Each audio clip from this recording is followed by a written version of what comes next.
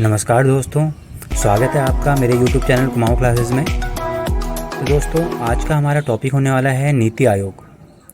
नीति आयोग जिसकी full form है national institute for transforming India.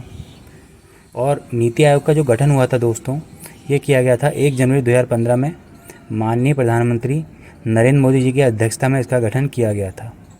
दोस्तों, नीति आयोग जो है ये भारत का थिंक टैंक कहा जाता है। तो भारत का थिंक टैंक इसलिए कहा जाता है दोस्तों नीति आयोग को, क्योंकि जो विकास से संबंधित जो मसले होते हैं भारत के, मैं एक बार रिपीट कर रहा हूँ, विकास से संबंधित जितने भी मसले होते हैं भारत के, उन मसलों में क्या करता है, ये भारत सरकार को सलाह देने का काम करता है नीति आयोग। ठीक है, इसीलिए इसको भारत का थिंक टैंक भी कहा जाता है। तो ये मसले चाहे राष्ट्रीय मसले हों विकास से संबंधित, या विकास से संबंधित अंतर्राष्ट्रीय मसले हों, जो कोई भी मसलों पर ये क्या कर सकता है, सलाह दे सकता है भारत सरकार को। नीति आयोग को आगे विस्तृत पढ़ने से पहले हम आइए एक बार इसकी पृष्ठभूमि समझ लेते हैं। 1947 में दोस्तों भारत को क्या मिलती है, औपनिवेशिक शक्ति से आज़ादी मिलती है। औपनिवेशिक शक्ति वो होती है दोस्तों जब कोई शक्तिशाली देश क्या करता है, कोई अविकसित या निर्बल देश के जो संसाधन होते हैं उसको अपने हित पे दोहन करने लग जाता है, और धीरे धीरे क्या करता है, उस देश के जो राजनीतिक होता है, राजनीतिक व्यवस्था होती है, उस पर नियंत्रण स्थापित कर लेता है। तो वो कहलाती है औपनिवेशिक शक्ति, जैसे अंग्रेज। ठीक है, तो अंग्रेज क्या करते थे, ये औपनिवेशिक शक्ति थे। तो भारत भी क्या था, उनका एक उपनिवेश था। तो भारत को क्या मिलती है, अंग्रेजों से आज़ादी मिलती है 1947 में। तो जब भारत को आज़ादी मिलती है तो भारत की स्थिति उस टाइम पर कुछ अच्छी नहीं होती है, बहुत सारी समस्याओं से जूझ रहा होता है भारत उस समय, चाहे बेरोजगारी की समस्या हो, चाहे औद्योगिकीकरण की समस्या हो, क्योंकि उद्योग वगैरह सब ठप हो गए होते हैं, और कृषि का विकास नहीं हो पा रहा होता है। तो ये सब समस्याएं होती हैं भारत की उस समय। तो भारत की सरकार होती है, वो सोचती है कि हम ये जो भारत का जो विकास है उसको गति देने के लिए किस प्रकार की शासन व्यवस्था को हमें अपनाना चाहिए। तो बहुत ज़्यादा कन्फ्यूज़ होती है उस समय सरकार भारत की, कि जो विकास अगर हमें करना है भारत का, तो हमें कौन सी शासन व्यवस्था को अपनाएं। क्या हमें समाजवादी शासन व्यवस्था अपनानी चाहिए, या हमें पूंजीवादी शासन व्यवस्था अपनानी चाहिए, या हमें मिश्रित शासन व्यवस्था अपनानी चाहिए। ठीक है, तो उसके बाद सरकार ये तय करती है कि हमें जो ये शासन व्यवस्था अपनानी चाहिए वो होनी चाहिए मिश्रित। ठीक है, तो लेकिन देखो, भारत ने जो शासन व्यवस्था अपनाई थी वो मिश्रित जरूर अपनाई थी, लेकिन जो भारत का झुकाव था वो कहीं ना कहीं झुकाव समाजवाद की तरफ ज़्यादा था। ठीक है, समाजवाद में एक बार बता दे रहा हूँ आपको क्या होता है। समाजवाद में क्या होगा, जो समाजवादी जो शासन व्यवस्था होगी उसमें क्या होगा, जो तुम्हारा जो धन संपत्ति होगी और उसका जो वितरण होगा वो समाज के नियंत्रण के अधीन रहता है। ठीक है, फिर से रिपीट कर दे रहा हूँ, जो धन संपत्ति का जो वितरण होता है वो समाज के नियंत्रण के अधीन रहता है, जबकि पूंजीवादी में ऐसा नहीं होता है। पूंजीवादी में क्या होता है, जो धन संपत्ति का वितरण होता है वो निजी स्वामित्व के हाथ में रहता है, यानी किसी एक के हाथ में रहता है। ठीक है, कहने का मतलब है कि समाजवाद में पूरे समाज के हाथों में रहेगा, और पूंजीवाद में एक इकलौते बंदे के हाथ में रहेगा, या निजी स्वामित्व के हाथ में रहेगा। और मिश्रित में क्या होगा, मिश्रित में समाजवाद और पूंजीवाद का मिला जुला रूप होगा मिश्रित। ठीक है, तो भारत ने मिश्रित शासन व्यवस्था को अपनाया, लेकिन भारत का झुकाव जो था वो कहीं ना कहीं समाजवाद की तरफ ज़्यादा था। इसके बाद क्या होता है दोस्तों, कि जो भारत होता है ना, वो कहीं ना कहीं सोवियत संघ की ओर ज़्यादा झुकाव रहता है भारत का। यानी जो यूएसएसआर है, जो वर्तमान में जो रशिया है ना दोस्तों, ये पहले रशिया नहीं था, ये पहले यूएसएसआर हुआ करता था। यानी ये 14-15 देश मिलाकर एक पूरा संघ हुआ करता था, उसे कहते थे सोवियत संघ। तो सोवियत संघ में क्या था दोस्तों, 1917 से पहले क्या था, वहाँ पर पूंजीपतियों का ज़्यादा बोलबाला हुआ करता था। लेकिन 1917 में क्या हुआ, रशिया में रूसी क्रांति हुई, और रूसी क्रांति से क्या हुआ, वहाँ पर एक समाजवादी सरकार बनी। समाजवादी सरकार वहाँ पर बनी, तो भारत ने भी वहाँ पर क्या करा, वहाँ से काफ़ी चीज़ें सीखी वहाँ से। ठीक है, कहीं ना कहीं हम कह सकते हैं कि भारत का झुकाव जो था वो सोवियत संघ की ओर था।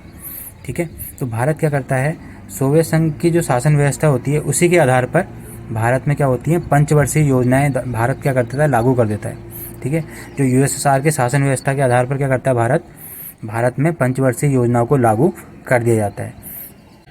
यानी कहने का मतलब यह है दोस्तों कि भारत को आज़ादी मिली 1947 में, और भारत की स्थिति उस टाइम पर अच्छी नहीं है, बेरोजगारी है, उद्योग ठप हो गए हैं, कृषि का विकास नहीं हो पा रहा है। तो भारत ने क्या करा, मिश्रित व्यवस्था को अपनाया। यानी कह सकते हैं मिश्रित शासन व्यवस्था को अपनाया। लेकिन जो भारत का झुकाव था वो समाजवादी शासन व्यवस्था की ओर था, यानी सोवियत संघ की ओर था। और सोवियत संघ से इनने क्या करा, एक चीज़ सीखी, जो कि सीखी पंचवर्षीय योजना। ठीक है, तो हम कह सकते हैं भारत की जो पहली सीढ़ी थी विकास की वो थी पंचवर्षीय योजनाएं। ठीक है, या हम कह सकते हैं कि जो पंचवर्षीय योजना के आधार पर देश के विकास का पहला सपना देखा था भारत ने। ठीक है, अब जो ये पंचवर्षीय योजना है इसको बनाएगा कौन, ये प्रॉब्लम थी। तो इसको बनाने का काम क्या करा, इसको बनाने का काम दिया योजना आयोग। ठीक है, या हम कह सकते हैं उस टाइम की जो सरकार ने एक कार्यकारी संस्था का गठन कर दिया था और उस कार्यकारी संस्था का नाम रखा गया योजना आयोग, यानी प्लानिंग कमीशन। और जो प्लानिंग कमीशन का गठन हुआ था दोस्तों, ये हुआ था 15 मार्च 1950 को। ठीक है, ये योजना आयोग का काम ही इसलिए था कि ये क्या करेगा, पंचवर्षीय योजना बनाएगा। ठीक है, नेहरू जी के नेतृत्व में हुआ था इसका गठन। नेहरू जी ने क्या करा था, एक कार्यकारी आदेश जारी कर दिया था और उसके माध्यम से क्या हुआ, एक कार्यकारी संस्था का गठन किया गया और उस संस्था का नाम रखा गया योजना आयोग। योजना आयोग के उस समय और भी बहुत सारे काम थे। एक काम तो था पंचवर्षीय योजना बनाना, दूसरा काम था कि जो देश के विकास को सुनिश्चित करना। ठीक है, क्योंकि देश को विकास को सुनिश्चित करने के लिए एक महत्वपूर्ण संस्था थी उस टाइम पर, क्योंकि विकास हो रहा है पंचवर्षीय योजना के आधार पर। और पंचवर्षीय योजना बना कौन रहा है, तो योजना आयोग बना रहा है। तो कहीं ना कहीं क्या कर रहा है, ये देश के विकास को सुनिश्चित करने का काम कर रहा है। ठीक है, और दोस्तों इसका और काम ये था कि ये सरकार से ये भी सिफारिश करता था कि केंद्र द्वारा राज्य को पंचवर्षीय योजना के क्रियान्वयन के लिए कितनी राशि दी जानी चाहिए या कितनी वित्तीय सहायता दी जानी चाहिए। तो ये काम थे उस समय योजना आयोग के, जब योजना आयोग का गठन किया गया था। एक पंचवर्षीय योजना बनाना, भारत के विकास को सुनिश्चित करना, ठीक है, और सरकार से सिफारिश करना कि केंद्र है वो राज्य को पंचवर्षीय योजना के लिए कितनी वित्तीय सहायता दे। ठीक है, तो इसकी सिफारिश भी यही करता था उस समय योजना आयोग। ठीक है दोस्तों, इसमें एक शब्द आया है कार्यकारी संस्था।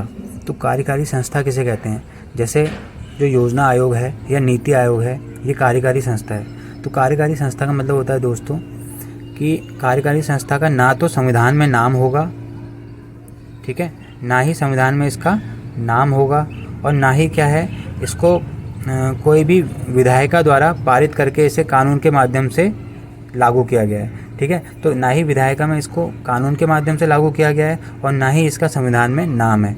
ये तो सिर्फ क्या है, सरकार जो है वर्तमान में जो सरकार है वहाँ की और उसकी जो मंत्रिपरिषद है उसने क्या करा, एक कार्यकारी आदेश जारी कर दिया और उस आदेश से क्या हो गया, उस संस्था का गठन हो गया। ठीक है, उसे कहते हैं कार्यकारी संस्था। उसके बाद क्या होता है दोस्तों, समय के साथ साथ क्या होता है, योजना आयोग की जो महत्वता होती है वो कम होने लग जाती है। अब आप कहोगे कि योजना आयोग का गठन जो हुआ था 1950 में, इसकी महत्वता कम क्यों होने लग गई। तो कम इसलिए होने लग गई दोस्तों क्योंकि जो उस समय भारत की ज़रूरतें थी वो समय समय पर क्या हो गई, परिवर्तित होती रहती थी। ठीक है, क्योंकि जो टाइम होता है वो धीरे धीरे चेंज होता रहता है। ठीक है, और समय समय पर क्या हुआ, देश की ज़रूरत थी वो समय समय पर क्या हो गई, परिवर्तित होती रहती हैं। ठीक है, और देश की ज़रूरतें जब समय समय पर परिवर्तित होती रहेंगी तो क्या होगा, जब योजना आयोग जो था वो पुरानी रीति रिवाजों चल रहा था, अब हमें नई नई चीज़ें लानी पड़ेंगी, तभी तो हम आगे देश को बढ़ा पाएंगे।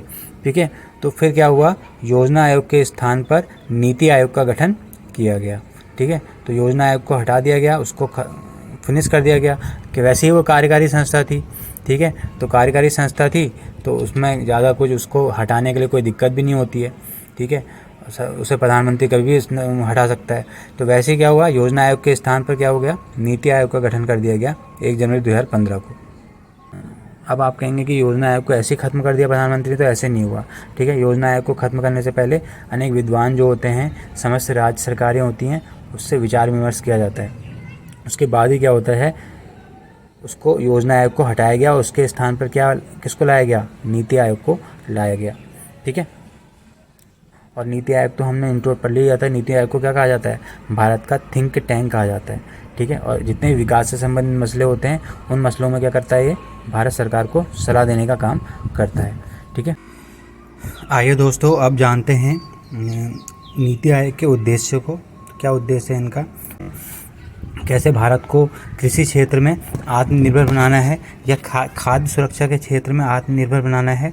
ठीक है, कैसे कृषि की उत्पादन हमें बढ़ाना है, कृषि का कैसे किसानों की जो उपज है उसके लिए बाज़ार उपलब्ध कराने हैं और उस बाज़ार में क्या कराना है, उस उपज का उचित मूल्य भी क्या कराना है, किसानों को उपलब्ध कराना है, तो इस सब मामलों में क्या करेगा, भारत सरकार को सलाह देने का काम करेगा नीति आयोग। ठीक है, उसके बाद क्या करेगा, ये जो वैश्विक स्तर पर क्या करेगा, भारत से संबंधित ऐसे मुद्दे को क्या करेगा, प्राथमिकता देगा या प्राथमिकता से उठाएगा जिन पर क्या है, अत्यंत कम ध्यान दिया गया है। ठीक है, कहने का मतलब यह है कि वैश्विक स्तर पर यानी ग्लोबल स्तर पर भारत से संबंधित ऐसे मुद्दे को ये प्राथमिकता देगा या ऐसे मुद्दे को ये उठाएगा जिन पर अत्यंत कम ध्यान दिया जा रहा है। माना एक एग्जांपल मैं दे देता हूँ आपको, जैसा माना कि यहाँ पर क्या है, भारत में प्रदूषण ज़्यादा हो रहा है, ठीक है, गंदगी ज़्यादा हो रही है, तो इस टाइप के जो मुद्दे हैं कि इसको कैसे इसका सॉल्यूशन निकाला जाए, कैसे इसका हल निकाला जाए। ठीक है, पन्नी का यूज़ माना सब लोग ज़्यादा कर रहे हैं, तो पन्नी का यूज़ कैसे कम से कम करा जाए। ठीक है, तो इस मुद्दों को क्या कर सकता है, ग्लोबल स्तर पर उठाया जा सकता है। उसके बाद अगला उद्देश्य है नीति आयोग का दोस्तों, कि ग्राम स्तर पर क्या कर सकता है, ये विश्वसनीय योजनाओं को तैयार करने का काम करता है। ठीक है, यानी ग्राम स्तर पर विश्वसनीय योजनाओं को तैयार करने का काम किसका होता है, तो नीति आयोग का होता है। तो ये भी आपको ध्यान रखना है। ठीक है, उसके बाद क्या कर सकता है, ये सरकार को इस प्रकार की परामर्श दे सकता है कि देश के जो सभी लोग हैं उनके लिए सुरक्षित आवास की व्यवस्था सुनिश्चित की जा सके। ठीक है, ये भी काफ़ी इंपॉर्टेंट है दोस्तों, आपको ध्यान रखना है। यानी सरकार को इस प्रकार से परामर्श देगा, इस प्रकार से सरकार को सलाह देगा कि क्या करेगा, जो देश के सभी लोग हैं उनके लिए सुरक्षित आवास की व्यवस्था सुनिश्चित की जा सके। ठीक है, तो ये थे दोस्तों कुछ नीति आयोग के उद्देश्य। आइए दोस्तों, अब हम समझ लेते हैं नीति आयोग की संरचना, कि इसकी संरचना कैसी है। दोस्तों, नीति आयोग का जो अध्यक्ष होता है वो पीएम होता है। ठीक है, यानी जो बैठक होगी उसकी अध्यक्षता कौन करेगा, पीएम करेगा। और जो अध्यक्ष होता है यानी पीएम होता है दोस्तों, ये पूर्वकालिक सदस्य होता है। ठीक है, पूर्वकालिक सदस्य का मतलब है दोस्तों कि ऐसा नहीं है कि जो कभी कभार बैठक में हिस्सा लेगा प्रधानमंत्री, ऐसा नहीं है। नीति आयोग की अगर बैठक हो रही है तो प्रधानमंत्री उसकी अध्यक्षता करेगा, बिना प्रधानमंत्री की मौजूदगी के बैठक होगी ही नहीं। इसे कहते हैं पूर्वकालिक सदस्य। ठीक है, तो ये समझ में आ गया होगा आपको कि अध्यक्ष पीएम होता है और पीएम कैसा सदस्य होता है, पूर्वकालिक सदस्य होता है। ठीक है, उसके बाद दोस्तों इसका नीति आयोग का एक उपाध्यक्ष भी होता है। ठीक है, तो उपाध्यक्ष जो होता है दोस्तों ये भी पूर्वकालिक सदस्य होता है। यानी अगर नीति आयोग की बैठक हो रही है तो अध्यक्ष हो या उपाध्यक्ष हो, ये दोनों क्या करेंगे, उस बैठक में हिस्सा लेंगे ही लेंगे।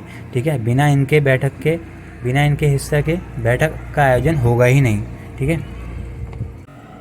उसके बाद दोस्तों एक नीति आयोग का तुम्हारा सीईओ होता है, यानी मुख्य कार्यकारी अधिकारी होता है। ये एक्चुअली दोस्तों क्या होता है, एक मतलब ये आईएएस का एक बड़ा अधिकारी होता है, यानी कह सकते हैं जो सचिव लेवल का जो अधिकारी होता है उसके बराबर की ये पोस्ट होती है मुख्य कार्यकारी अधिकारी की, यानी कि सीईओ की। ठीक है, तो जितने भी चाहे नीतिगत फैसले होते हैं तो ये सब नीतिगत फैसले लेने का जो निर्णय होता है वो सीईओ का होता है, तो काफ़ी इंपॉर्टेंट पोस्ट होती है।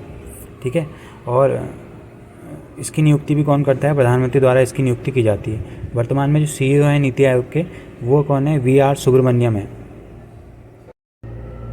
दोस्तों, अध्यक्ष, उपाध्यक्ष और सीईओ के साथ साथ और भी सदस्य इसमें होते हैं, जैसे इसमें पूर्वकालिक सदस्य भी होते हैं। पूर्वकालिक सदस्यों में दोस्तों इसमें आर्थिक क्षेत्र के कुछ विद्वान होते हैं और अनुसंधान क्षेत्र के कुछ विद्वान होते हैं या विकास क्षेत्र के कुछ विद्वान होते हैं, तो ये सब इनके पूर्वकालिक सदस्य होते हैं। और साथ ही साथ दोस्तों इसमें केंद्रीय मंत्रिपरिषद के अधिकतम 4 मंत्री को भी नीति आयोग के सदस्य के रूप में नियुक्त किया जाता है। ठीक है, यानी कहने का मतलब यह है दोस्तों कि केंद्रीय मंत्रिपरिषद जो होती है तो उसके अधिकतम 4 मंत्री जो होते हैं वो भी नीति आयोग के क्या होते हैं दोस्तों, सदस्य के रूप में नियुक्त होते हैं। तो ये इनकी संरचना थी दोस्तों, यानी इसमें अध्यक्ष होगा जो कि प्रधानमंत्री होगा, एक उपाध्यक्ष होगा जो कि क्या होगा, प्रधानमंत्री का विश्वास पात्र होगा।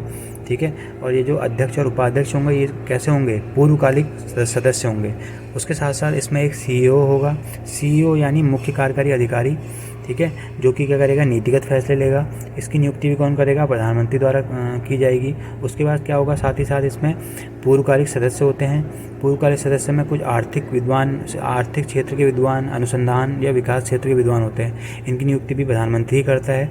साथ ही साथ क्या होता है दोस्तों, केंद्रीय मंत्रिपरिषद होती है, उसके अधिकतम 4 मंत्री भी क्या होते हैं, नीति आयोग के सदस्य के रूप में नियुक्त होते हैं। ठीक है, तो इनको भी क्या कराता है, प्रधानमंत्री ही लगाता है। आइए दोस्तों अब जान लेते हैं नीति आयोग के मूल दर्शन को। तो नीति आयोग का जो मूल दर्शन है दोस्तों वो है सहकारी संघवाद को बढ़ावा देना। ठीक है, यानी कोऑपरेटिव फेडरलिज्म। ठीक है, इसको कहते हैं कोऑपरेटिव फेडरलिज्म। ठीक है, अब आप कहेंगे संघवाद की क्या है, सहकारी संघवाद। संघवाद का मतलब होता है दोस्तों कोई ऐसा देश या एक ऐसी प्रणाली जिसमें जो सत्ता है वो केंद्रीय प्राधिकरण और राज्य के स्तर पर विभाजित है। यानी कहने का मतलब, एक एग्जांपल ले लो भारत का। भारत में जो सत्ता है वो केंद्रीय भी सत्ता है और राज्य भी सत्ता है नहीं है। केंद्र में भी संसद है और राज्य में क्या है, विधान मंडल है नहीं है। तो राज्यों को छूट दी गई है कानून बनाने की राज्य में, ठीक है, और केंद्र को कानून बनाने की छूट दी गई है। तो सत्ता का विभाजन है या तो, ठीक है, यही प्रणाली कहलाती है संघवाद। ठीक है, और इसमें सहकारी संघवाद का मतलब ये होता है दोस्तों कि ज़्यादा से ज़्यादा राज्य और जो केंद्र है उनका इन्वॉल्वमेंट कराया जा सके। मतलब ज़्यादा से ज़्यादा उन दोनों, जो ये दो राज्य हैं और केंद्र हैं, मिलकर काम करें, इसे कहते हैं कोऑपरेटिव संघवाद। ठीक है, ये जो कि क्या है, मूल दर्शन है नीति आयोग का। तो दोस्तों आज का हमारा टॉपिक था नीति आयोग। ठीक है, आई होप आप लोगों को समझ में आया होगा। तो प्लीज़ लाइक, शेयर और सब्सक्राइब कर दीजिए और मिलते हैं अगली वीडियो में। तब तक के लिए बाय बाय।